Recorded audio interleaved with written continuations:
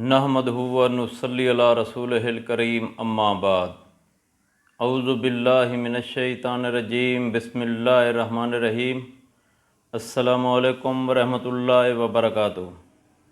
امید کرتا ہوں آپ صحت اور ایمان کی اعلیٰ حالت میں ہوں گے۔ اللہ تبارک و تعالیٰ آپ کو اور آپ کے اہل خانہ کو ہمیشہ ہنستا مسکراتا رکھے۔ آج ہم بات کریں گے کہ خواب میں چیتا دیکھنا کیسا ہے۔ علامہ ابن سیرین رحمۃ اللہ علیہ نے خواب میں چیتا دیکھنے کی کچھ مختلف صورتیں بیان کی ہیں۔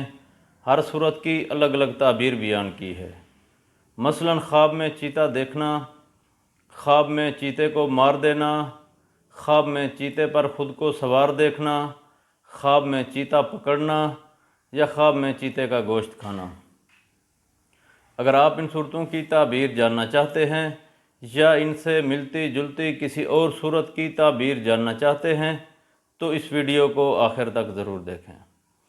علامہ ابن سیرین رحمۃ اللہ علیہ نے فرمایا ہے کہ اگر کوئی شخص خواب میں چیتا دیکھتا ہے، دلیل ہے صاحب خواب کا دشمن کے ساتھ جھگڑا ہوگا، بہت زیادہ پریشانی اٹھانی پڑے گی۔ اگر کوئی شخص خواب میں دیکھے کہ وہ خواب میں چیتے کو مار دیتا ہے تو اس خواب میں کوئی خیر یا فائدہ نہیں ہے۔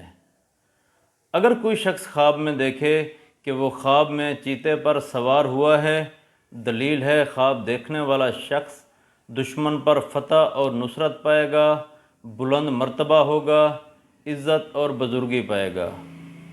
اگر کوئی شخص خواب میں دیکھے کہ وہ خواب میں چیتے کا گوشت کھاتا ہے، دلیل ہے خواب دیکھنے والا شخص اسی قدر دشمن کا مال کھائے گا، نام اور بزرگی حاصل ہوگی۔